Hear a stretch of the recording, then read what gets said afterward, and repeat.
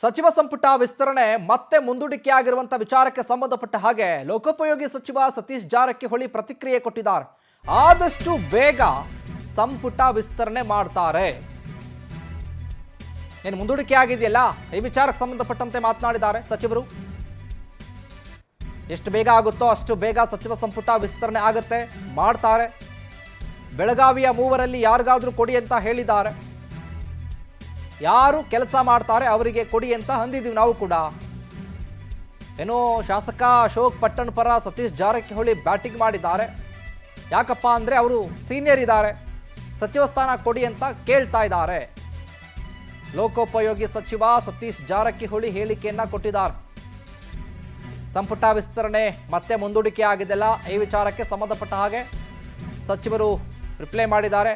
ಆದಷ್ಟು ಬೇಗ ಆಗುತ್ತೆ. ಇನ್ನು ಯಾರಿಗೆ ಕೊಡ್ತಾರೆ ಸರ್ ಅನ್ನುವಂಥ ವಿಚಾರ, ಸೀನಿಯರಿಟಿ ಮೇಲೆ ಕೊಟ್ಟರೆ ಏನು ಅಶೋಕ್ ಪಟ್ಟಣ್ ಅವರು ಕೊಡಬಹುದು ಅನ್ನುವಂಥ ಅವರ ಪರವಾಗಿ ಬ್ಯಾಟಿಂಗನ್ನು ಮಾಡಿದ್ದಾರೆ.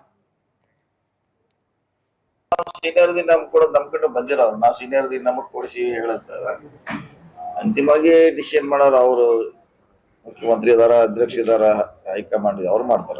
ಯಾಕೆ ಈ ಕುರಿತು ಚರ್ಚೆ ಆಗ್ತಾ ಇದೆ ಅಂತಂದ್ರೆ ನಮ್ಮ ಬೆಂಬಲಿತ ಶಾಸಕರೇ ಅಲ್ಲಿ ಮೊನ್ನೆ ಏನಂತಂದ್ರೆ ದೆಹಲಿಗೆ ಹೋಗಿ ಬಂದಿರೋಂಥದ್ದು. ಹಾಗಾಗಿ ಎಲ್ಲೋ ಒಂದ್ ಕಡೆ ಸರಿ ಅಥವಾ 3 ಸೀನಿಯರ್ ಬಾರನಂತೆ ಅವರೆಲ್ಲ ಕೂಡಿದ್ದಾರೆ.